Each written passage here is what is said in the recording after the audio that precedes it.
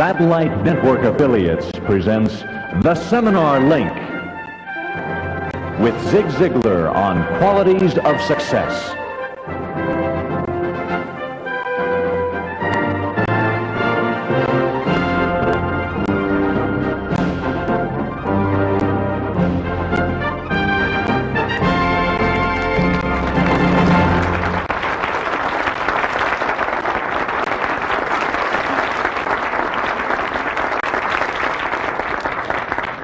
Welcome back. Did you have a nice break? Yeah. Great. Well, I understand the congratulations in order. We had 7 lucky people win the Zig Ziglar packages during the break and several in each location. Let's give all these people a big hand right now, okay?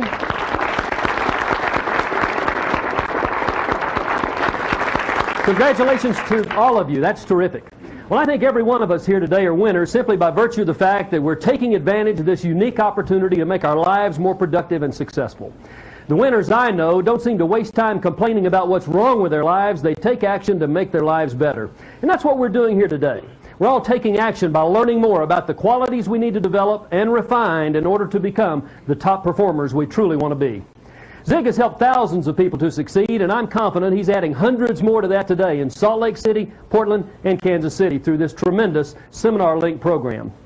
During the next session, Zig's going to give us some more practical tools for successful living. He's also going to teach us how to take control of our circumstances instead of letting our circumstances take control of us. Once again, please welcome the electrifying Zig Ziglar. Thank you, Zig.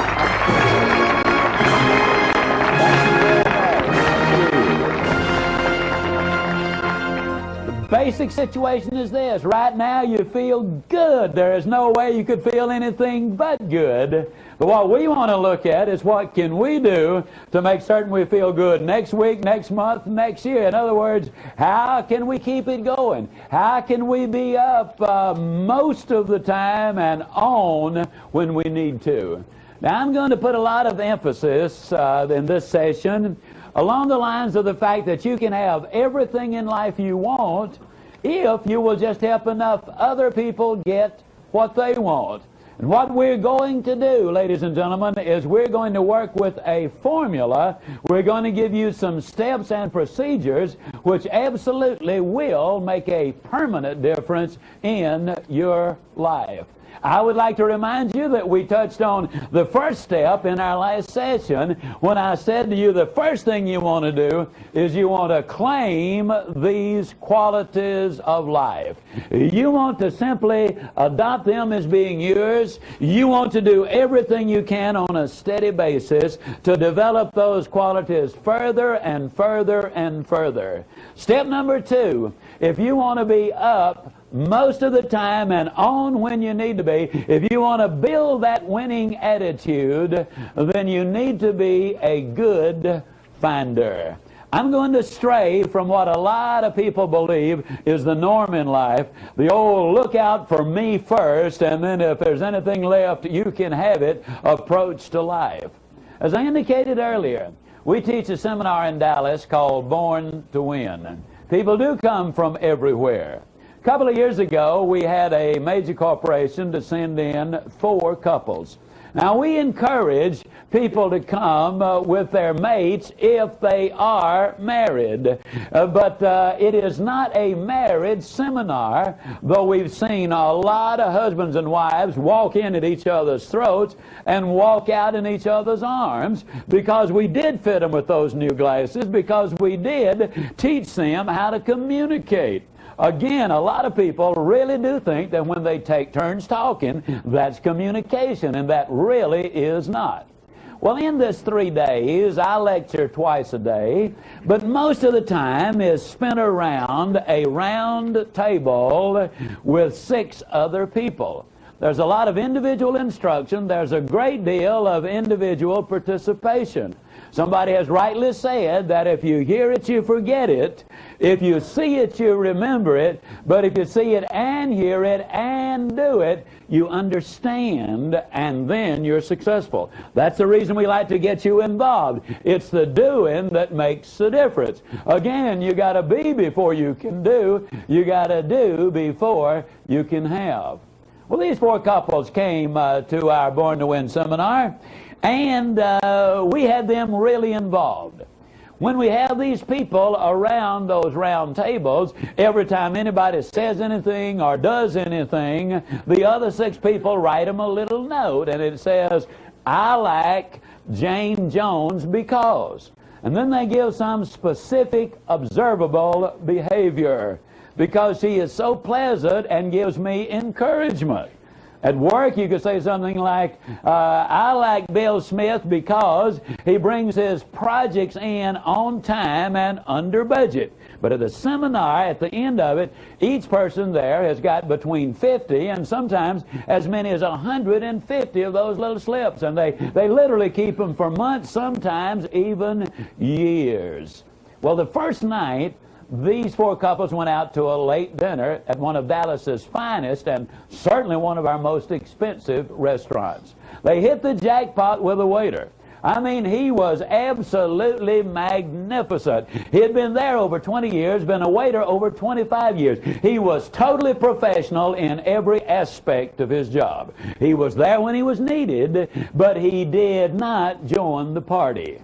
When there was a need, he filled it and disappeared, and he could anticipate those needs. He really was great.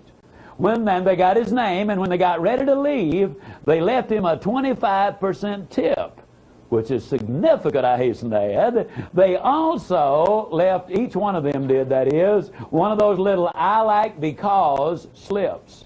They walked out the front door. They had gotten about 100 feet, 150 feet from the front door when they heard the waiter's voice from the rear. He was calling to them, "Wait a minute, folks, wait a minute." They looked, and there he was. As he ran to them, he was waving those 8 slips of paper. He drew a breath and he stopped. He said, "You know, folks, I've been a waiter over 25 years. Then they said he broke down and literally could not say a thing for what seemed like forever. When he finally regained his composure, he said, "In 25 years, this is by far the most significant thing that has ever happened to me." He said, "I will never forget tonight." And with that, he turned and walked back in the restaurant. Never a word about the tip, just about those little 8 slips of paper. My good friend Calvert Robert from Phoenix, Arizona, says there are over 3 billion people on the face of this earth who go to bed hungry every night. But he says there are over 4 billion people on the face of this earth who go to bed hungry every night for a word of praise, an appreciation, of love, of hope, of affection, of encouragement. Wouldn't it be tragic if one of those people was your wife, or your husband, or your mom, or your dad, your son or your daughter, or for that matter, someone with whom you work every day of your life? A nice person, a nice lady, a nice guy, who on the surface seems to have everything going their way, but deep down they're in turmoil. And a word of encouragement, of consideration, of kindness, of affection. What a dramatic difference it could make in their lives, and it would only take a moment. Yes, words of encouragement can make such a dramatic difference in someone's life. 3 years ago, I spoke down in Melbourne, Australia. During one of the breaks, a lady came up to me and she said, "Mr. Ziglar, I'm 32 years old." She said, "I have 2 little girls. They're 6 years old and they're 9 years old. They've had psychological problems like you absolutely cannot believe, including a reversion to infantile behavior." She said, "I got your tapes on raising those positive kids." And she said, "In one of them, you say, tell your kids that you love them." But she said, "Mr. Ziglar, in my 32 years of life, there's never been a living, breathing human being who said to me, 'I love you.'" But in your tape, you just kept saying, tell your kids that you love them. And she said, as a matter of fact, it was weird because it seemed every time I would put that particular tape in, it was always on that exact spot. If you don't tell your kids that you love them, they're going to grow up and get married and have kids, and they won't tell their kids that they love them, and somebody's got to break the chain. She said, one night we were seated in our den.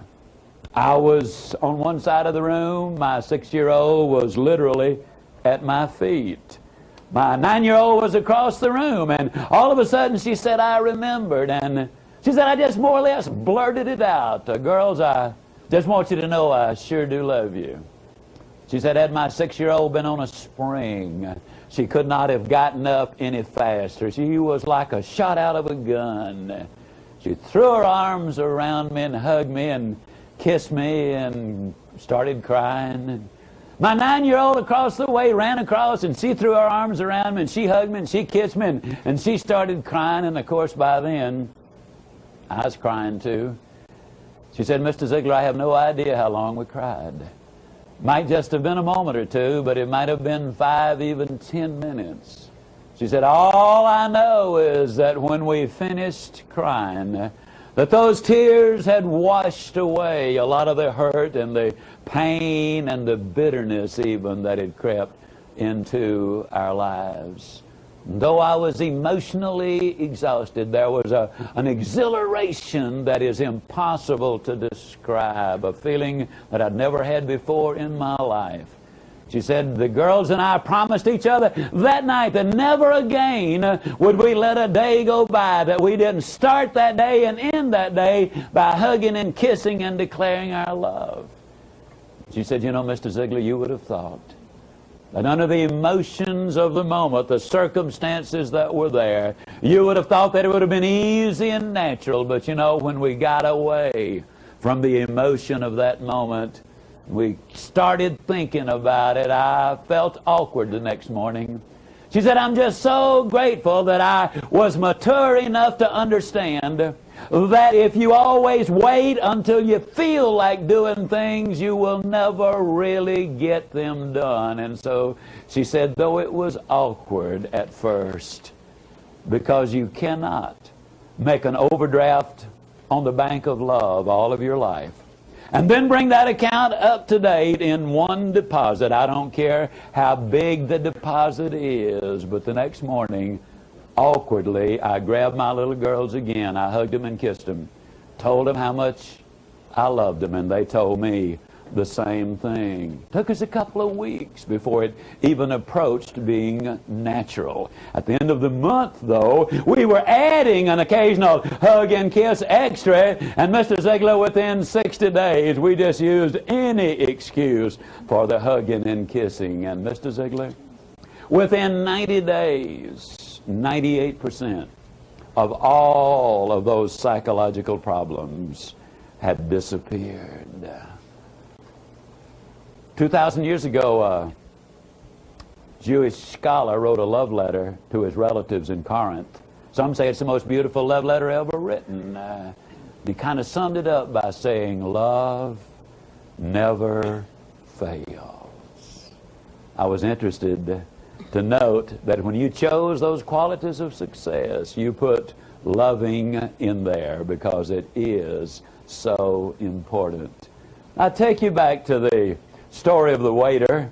Now, I got a couple of points I want to make with that story. Well, one of them just kind of cute. At least I think it's cute. Wouldn't you have just loved to have been at the next table that waiter served? Man, don't you know they got service like nobody has ever gotten before in their life. But the real reason I tell the story, the major point I want to make, is the very heart of everything we do. And that simply is this philosophy that you can have everything in life you want if you will just help enough other people get what they want. Why, the next morning when those 8 people came in, and remember now, the waiter said it was the most meaningful event of his entire career. But you should have seen those 8 people the next morning. They were so high, we had to pull them down off the ceiling before we could bring them into the room.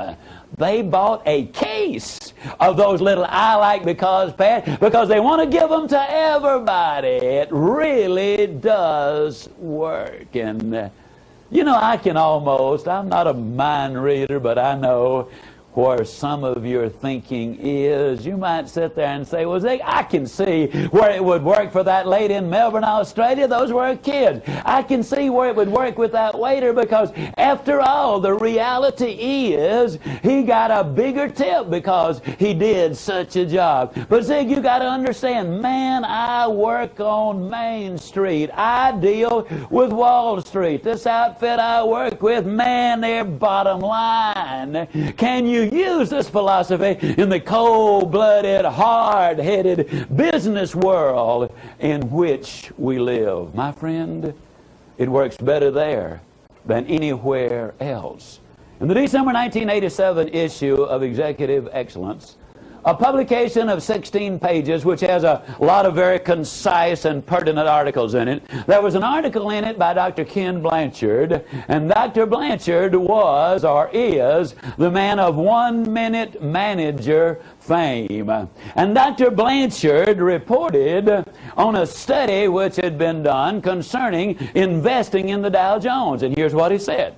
Had you put $30,000 30 years ago in the Dow Jones, right across the board, the composite, he said today you would have in excess of $100,000. But he said, had you taken the same $30,000 and invested it in the 21 companies which have ethics as the base from which they operate, these qualities right here, ethics, the base from which they operate, plus they have an announced public policy that the reason they're in business is to serve the public. You can have everything in life you want. You'll just help enough other people get what they want. Today you'd have over $1 million. Same article. Same article. He reports on a study done by Arizona State University of the companies which have paid dividends for the last 100 years. Now, folks, that's financial stability, if there's ever been financial stability. And these companies have ethics as the base from which they operate and an announced public policy that the reason they're in business is to serve the public. It's absolutely true. You can have everything in life you want if you'll just help enough other people get what they want. So step number 2, if you really want to keep that attitude right, if you really want to build that career, and if you really want to do the things in life that will make you successful, become a good finder. Now, incidentally, folks, you know, again, I'm not a mind reader, but I know sometimes when people sit there in seminary, you get to thinking, well, I don't know if I want to do all that.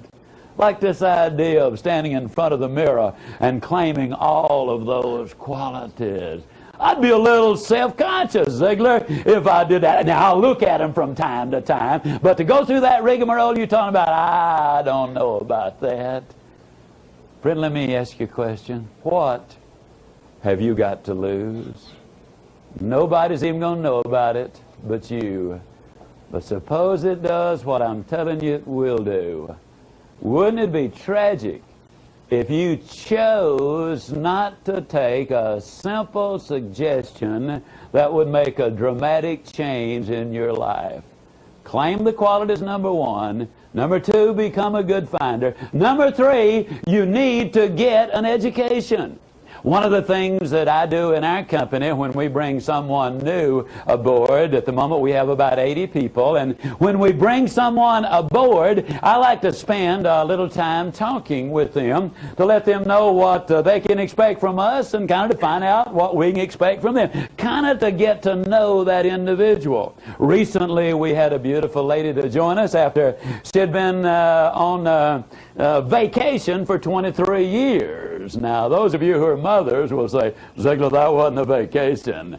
Seriously, she had raised her children. Now she was re-entering the workplace, and she was starting back, and you can understand why she would be a little apprehensive. And incidentally, I understand raising kids is not a vacation, and I would never even mildly imply that. But now she's shifting gears, and as she came in, the first question she asked me was, do you discriminate because of a lack of education? And I said, well, we certainly do. She looked a little stunned and obviously disappointed. But I said, we never discriminate because of a lack of schooling. Now, there's a dramatic difference in the two. You see, you can finish school, and I definitely think you should. You can even make it easy, and I definitely think you should not. But you can never finish your education, and it is never easy. It's something that goes on and on and on. I'm absolutely convinced that there's literally no excuse in America today for anybody not to have a brilliant education if you can even read at the 5th grade level. And if you cannot read at the 5th grade level, go to your public library. They can put you in touch with the people who are teaching illiterates how to read in most every case. Once you've gotten turned on to what it can mean to you, I believe you'll do it. There's no excuse for not being brilliantly educated. All you need to do is 3 very simple things. Number 1, you should learn 1 new word every day. Now, ladies and gentlemen, that's not an earth-shattering task. Reader's Digest has an article every month or a page in there. It pays to enrich your word power. 1 new word a day in 5 years, you can talk to just about anybody about just about anything. Not because you know a whole lot of big words, but because they have broadened your base. It's gone broader and deeper. And you see, every time you learn a new word, that word's got a couple of buddies. And those buddies have got buddies.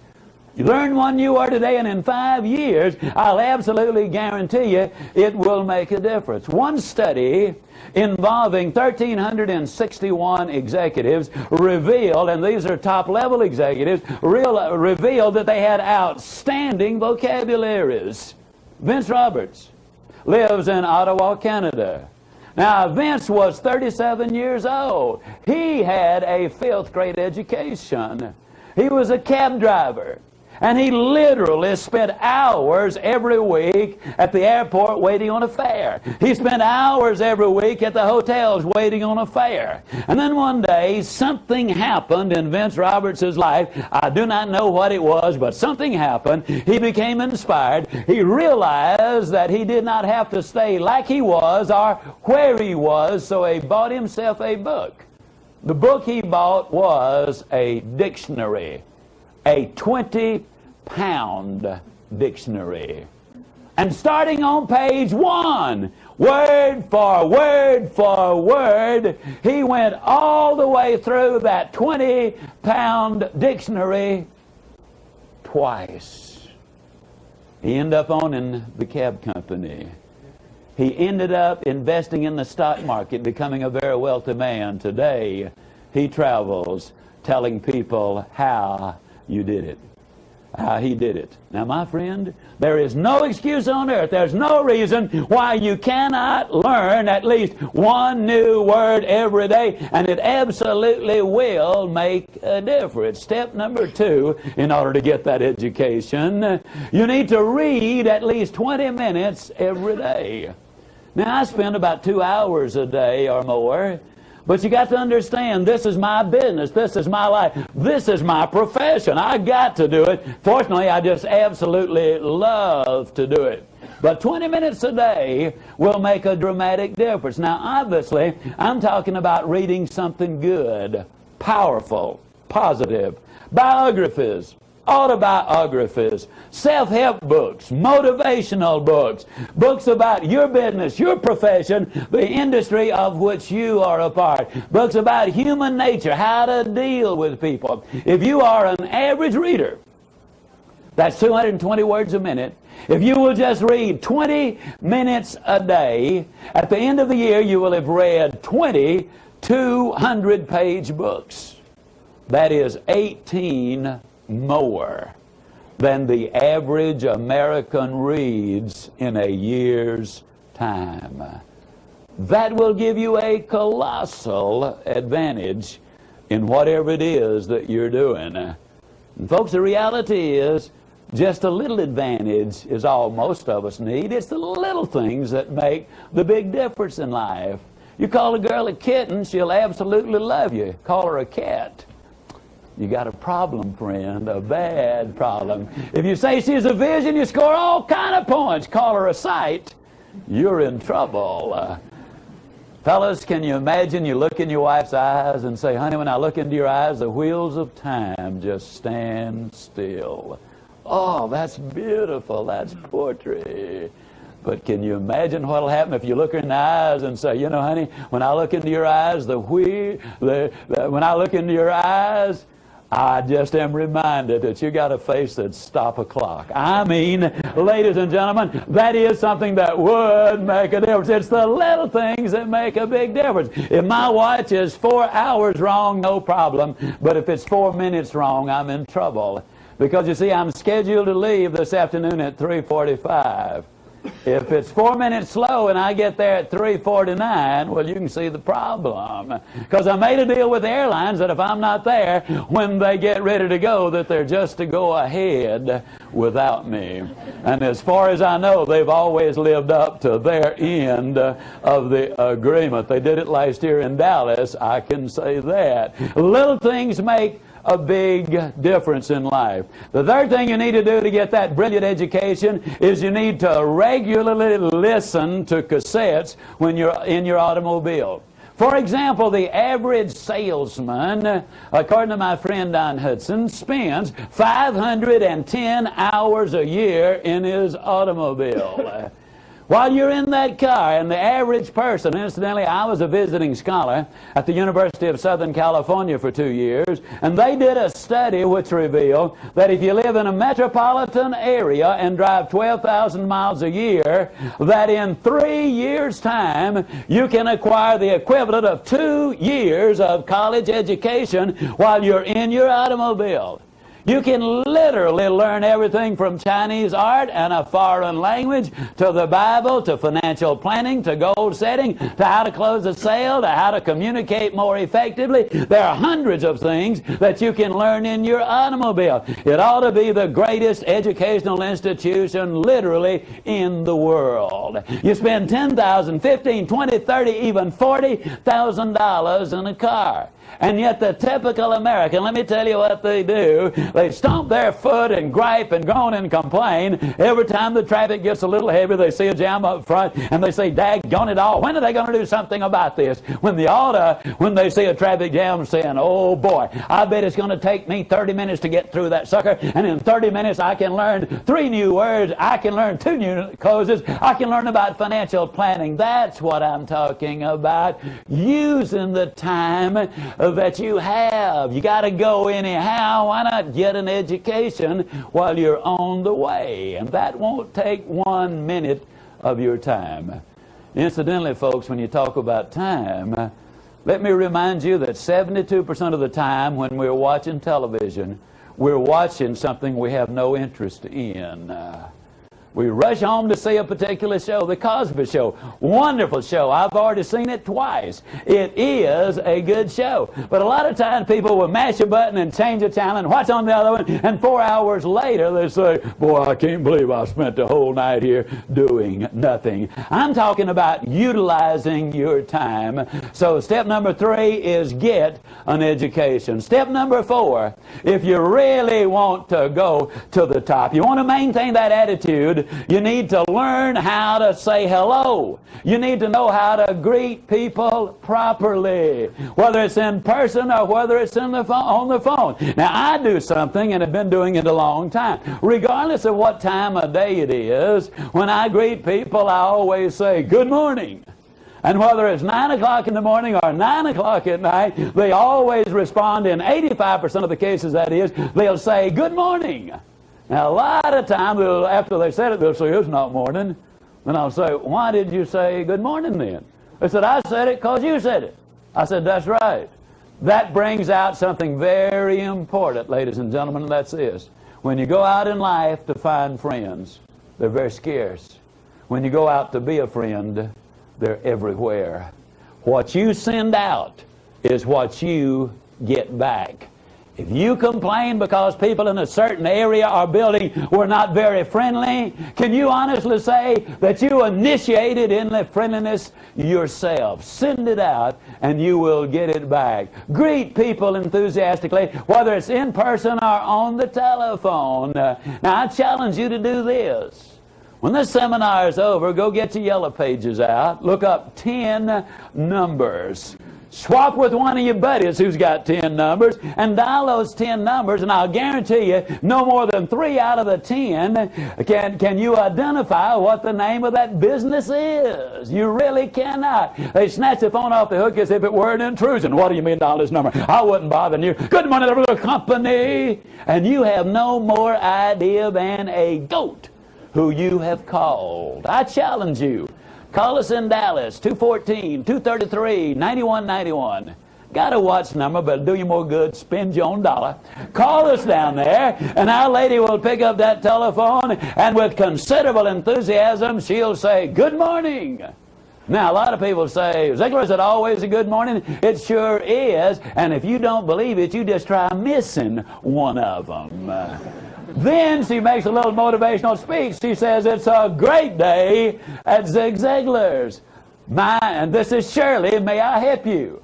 There are 11 words involved. It takes 4 to 5 seconds to do that. It will save you an average of 9 seconds because nobody ever says, how'd you say it was? Which company is this? Where are you? They've gotten the communication very clearly. Now, when I'm at home, and I do stress this is when I'm at home, when I answer the telephone, I answer it many times singing, oh, good morning to you. Now, I'll be the first to admit sometimes there's a long pause. A lot of times I'll sing, if you don't speak up, I'm going to hang up. And they'll say, who is this? I'll say, whoever you want. Who do you want? Man, you sure do feel good today. I say, yeah, many years ago, I decided I was going to feel good today. Good friend of mine, before his tragic death, Dr. John Kozak, a brilliant young psychiatrist, told me that over 90% of the way we feel is determined by the decision we make as to how we want to feel and how we expect to feel. There are 51 diseases which are psychosomatic in origin. Answer it with enthusiasm. A lot of times I'll pick up the phone, I'll just say, howdy, howdy, howdy. Now, my favorite way of answering the phone at home, good morning, this is Gene Ziglar's happy husband. I do it for 2 reasons. Number 1 is the truth. And number 2, fellas, you just can't believe how many points I score with that redhead when I answer that telephone that way. And I love to score points with a redhead. Now, when one of my grandchildren are around, I have 2 that are the right age for this. One of them is named Sunshine for obvious reasons. The other one is named Keeper. Now, you know, when a fisherman pulls in a good one, he's got a keeper. And so when we first saw her, we knew we had a keeper, and that's where the name comes from. If one of them are around, I'll pick up the telephone and I'll say, good morning, this is Sunshine's proud granddaddy. Those little eyes just light up and think of what that does to her self-image. One day Keeper was over at the house. She and I had been talking up in my office. The redhead was down in the den, and then Keeper left me and went downstairs, and I had to ask the redhead something, so I just picked up the phone and dialed her, and Keeper picked up the telephone. She said, "Good morning, this is Mama's happy granddaughter." I'll tell you, ladies and gentlemen, these kids really get with their program. They follow the model which is there. And you might say, "Well, Zig, now, why do you do this?" Well, let me tell you something, folks. I do it because, again, you cannot separate your personal life from your family life and from your business life. We were very fortunate early on. We discovered that kids go where there's excitement. They stay where there is love. There's never been a generation in our nation's history that is as starved for affection and intimacy as is this current generation. And they are not getting it, and that is one of the reasons they turn to drugs and promiscuity. The reason they get involved in gangs and some of the vandalism that takes place. We discovered that if their love was there and the excitement was there, that other kids would come play in our den and living room. Our children's friends wanted to, out of curiosity, what kind of people are they up there that answer the telephone that way? So they would come up. Sometimes we had a traffic jam, but I would prefer 14 of those kids in our den and us know everything going on than to have my child somewhere else and have no idea of what was happening. Now, I kind of hit the jackpot again in this. The redhead is affectionately known as the happy hugger. If it's moving, she will stop it and hug it. And if it is not moving, she'll dust it off and sell it.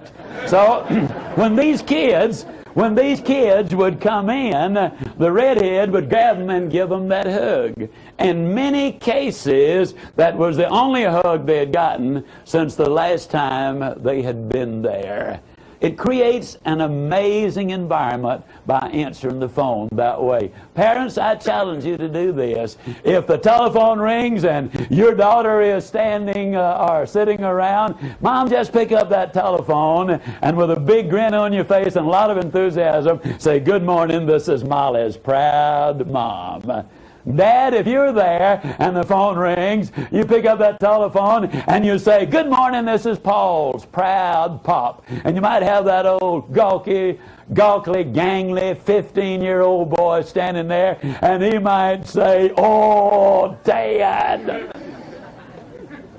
But I'll guarantee you, the next time the phone rings, he will wait for you to answer it. It is the ultimate compliment. When one of my grandchildren are over there, they never answer the telephone. They go to the telephone, but they wait for me to answer that telephone. I can tell you it'll do wonders for their self-image. Dad, let me talk to you just for a moment. Dr. Ross Campbell says this. He says the average little 6-year-old boy has only gotten 1/6 as much hugging and kissing as has the average little 6-year-old girl.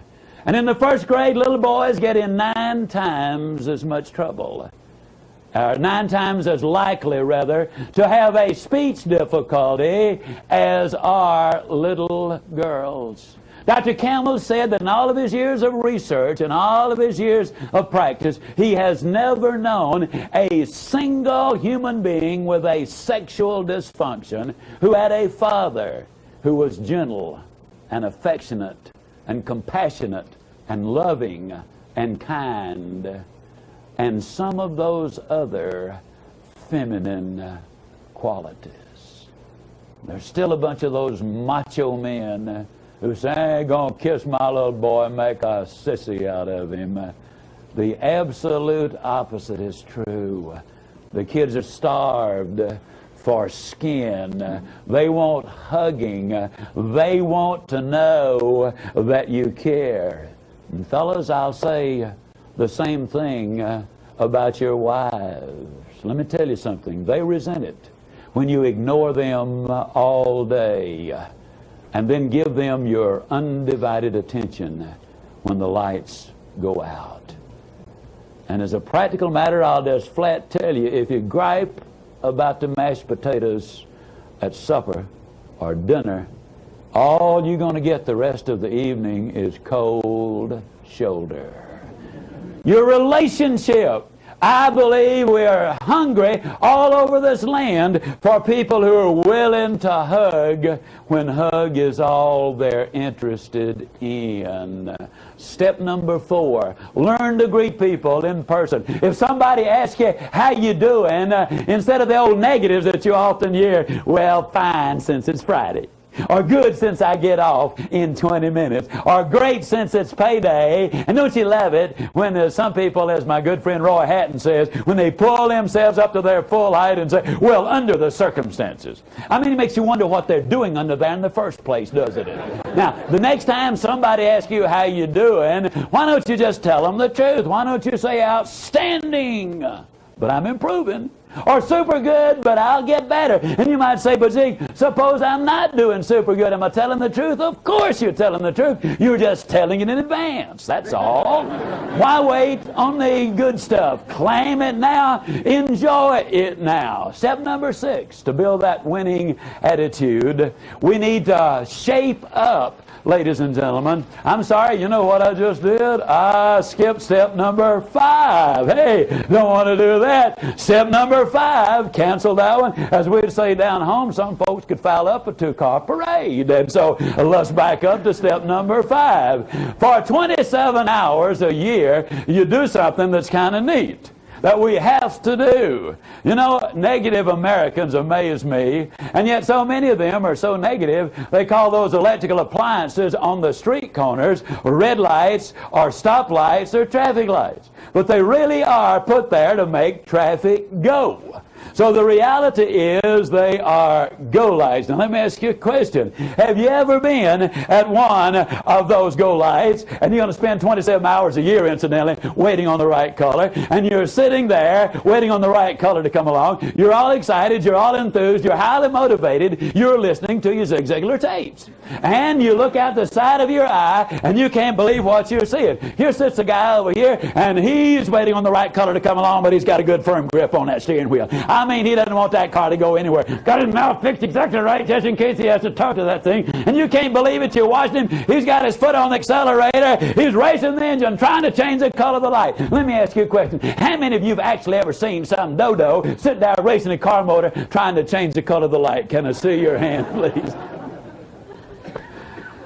Folks, I hate to be negative. Matter of fact, I won't be negative. I'll be like a little boy came home from school one day and said, Dad, I'm afraid I flunked that arithmetic test. His dad said, son, that's negative. Be positive. He said, Dad, I'm positive I flunked that arithmetic test. I'm absolutely positive that by racing that car motor, you're not going to change the color of that light. Now, every once in a while, and I know we got some very prominent, enormously successful people watching this, and some of them are very sophisticated, and I know some of them say, well, I certainly would not say super good, but I'll get better, or outstanding, but I'm improved. I just wouldn't say things like that. That's a little amateurish. That's even a little juvenile. Well, friend, if you think it's juvenile to say super good, but I'll get better, just what do you think it is to sit there and race that car motor trying to change the color of the light? Now, that's just not going to work. Good friend of mine, Bernie Lopchick in Winnipeg, Canada, is really more a brother.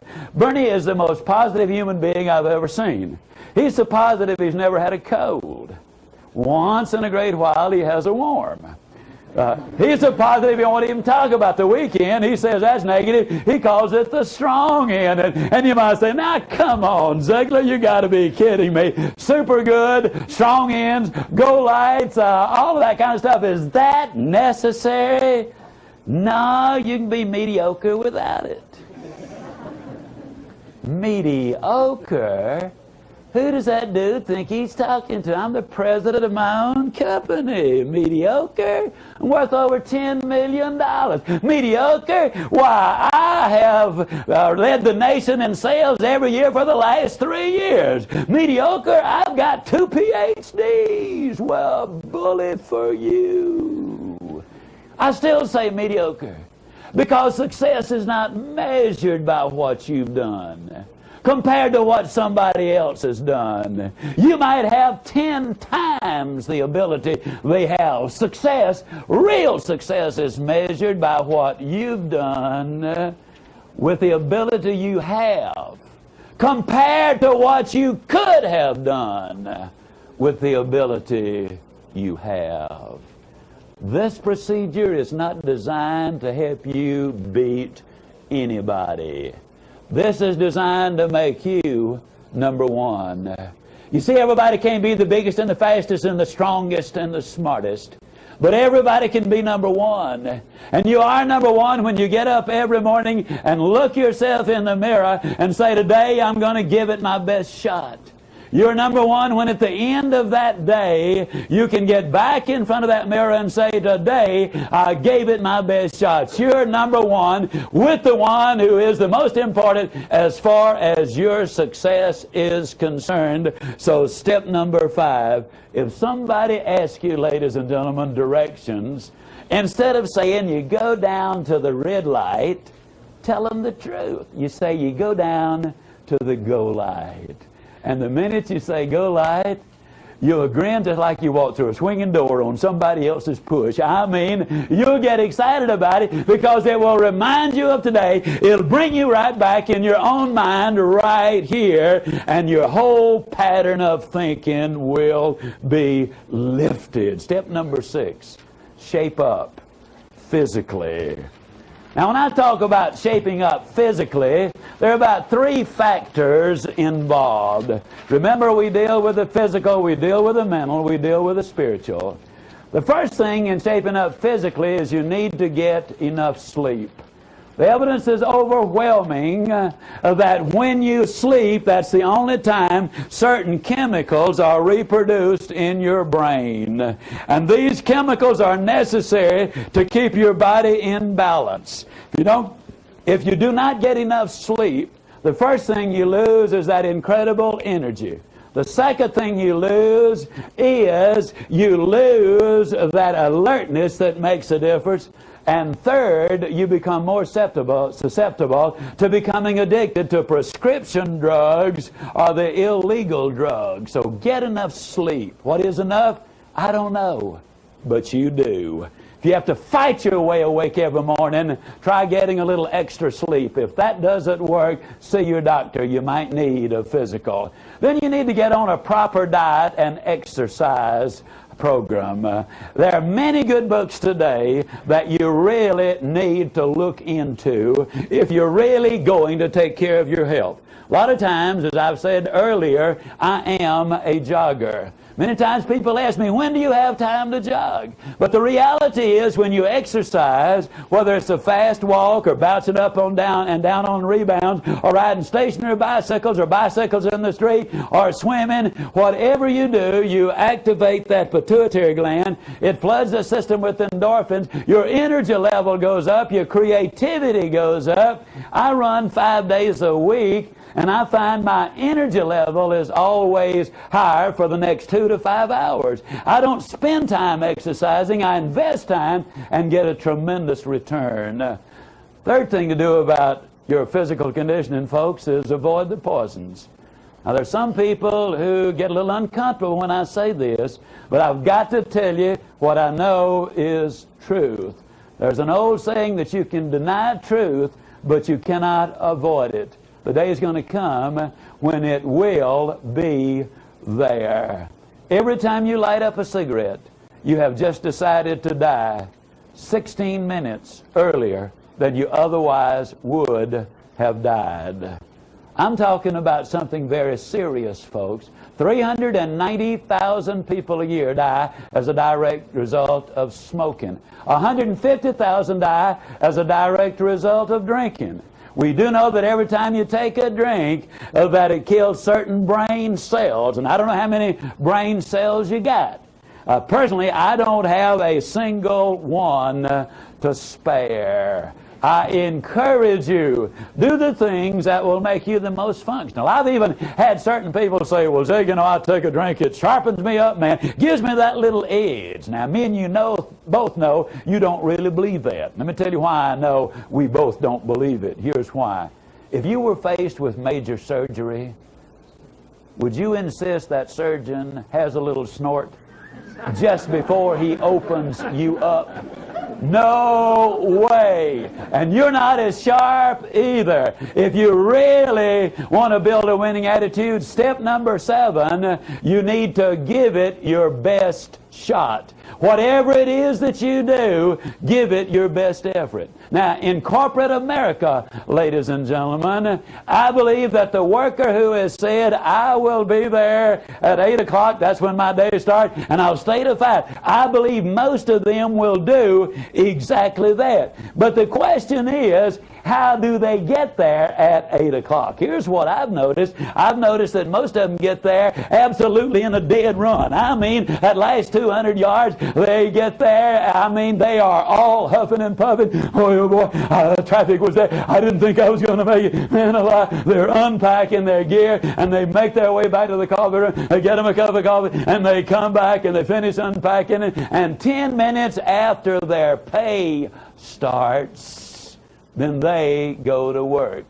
Now, if they're supposed to work until 5 o'clock, I believe the American worker is a conscientious, sincere individual, and I believe that if they're supposed to be there at, that particular time and stay there until 5 o'clock, I believe they stay until 5 o'clock. But if you could turn the video cameras on corporate America, all over America at 5 o'clock, here's what you'd see. The workers in a three-point stance, the bell rings, and boom, like they're shot out of a cannon. What they do then is they get out of there. Now, they talk about the freeways being dangerous today. Let me tell you where the danger is. It's trying to get out of corporate headquarters and out of the parking lot. That's where the danger is. Let me tell you something. You want to get ahead in what you're doing? My friend, let me encourage you. Get there 10 minutes early. Be ready to go at 8 o'clock.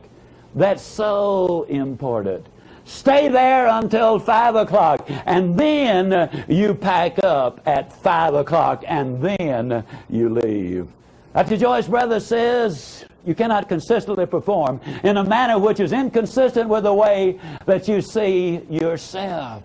This will do so many wonderful things for your image because you know you are doing what you're being paid to do. You're accepting responsibility. You're disciplining yourself to do the job properly. And I'll tell you something else.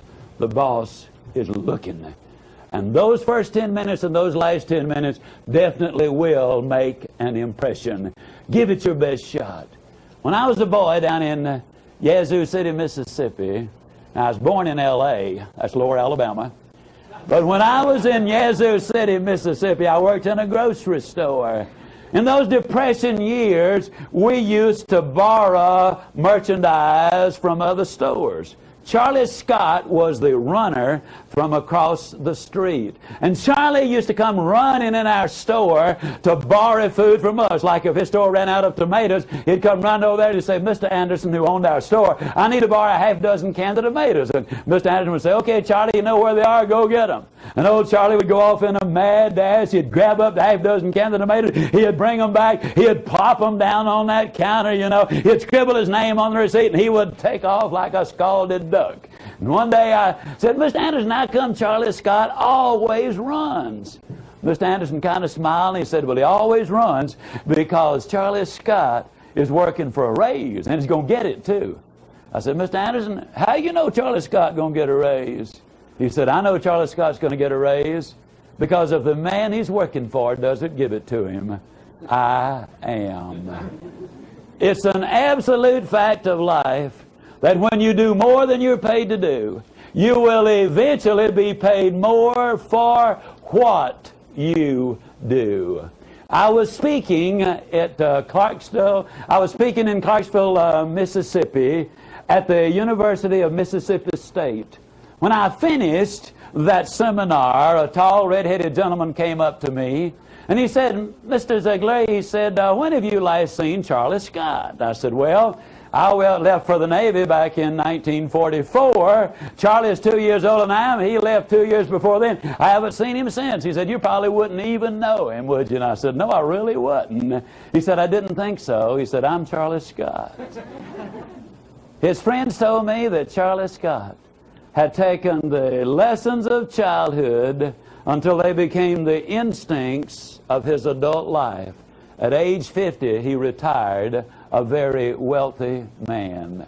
I simply am saying this to say to you, ladies and gentlemen, that it makes no difference where you start. That if you will take these principles that we've been talking about throughout this entire seminar, that they in fact will enable you, by utilizing the principles, by developing the qualities which we have identified, by applying yourself, by giving it your absolute best shot, that you can start from where you are and get the things you want in life. I will remind you yet one more time that failure is an event. It is not a person. I will remind you that regardless of what's happened in the past, the future can absolutely be magnificent. I also will encourage you to spend some of the time of your life with the ones that you love. Our research states beyond any reasonable doubt that if we have balance in our life, we're going to be able to accomplish more of our objectives than if we only have that one financial objective. And again, I'm not putting money down, but there are a lot of other things that go along with it. I close with this. Believe in you. You were created by God in His own image. He loves you. He wants the best for you. Believe in your fellow human beings. Believe in what you're doing. Give it your best shot. Believe in the good old USA. I've been almost all over the world, folks. There's not another land like it. How lucky we are to be here. Take advantage of its opportunities. And finally, had I been on trial for my life, and had you been my judge and my jury, and had you commissioned me to tell you the things that you needed to do to get the most out of your life, with my very life at stake, I would have said to you exactly what I have said. So take these steps, follow these procedures, because if you do, I'll see you, and yes, I really do mean you, at the top. Thank you, and God bless you. Thank you so much. Thank you. Thank you very much. Thank you. Thank you, ladies and gentlemen. Thank you. Thank you. Thank you. Thank you. Zig Ziglar.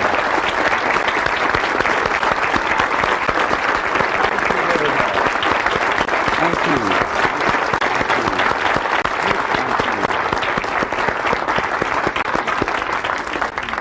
Has this been an incredible day for you? Let's give Zig one more well-deserved round of applause.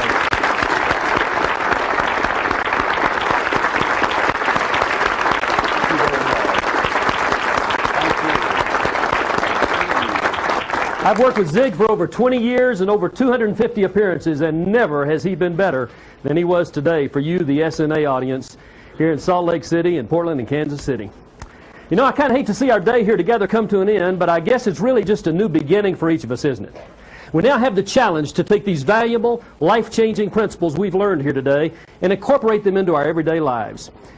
That's a true test for us, because when the excitement of the moment fades away and we're caught once again in the daily grind, it's much too easy to forget that these are the vital issues which determine the quality of our lives, our happiness, our success, and indeed, our personal destiny is solely up to each one of us. Well, before you leave today, I want to ask you one more time to please complete the pink evaluation form in your seminar packet. Your opinions are very valuable to us. Be sure to watch, too, for the upcoming SNA program schedule. It'll be featuring several excellent programs each month, which are coming right to your city. The seminar link will continue to have the finest speakers and the most timely topics. Remember, the seminar link is your connection to the world's best. Thank you and goodbye.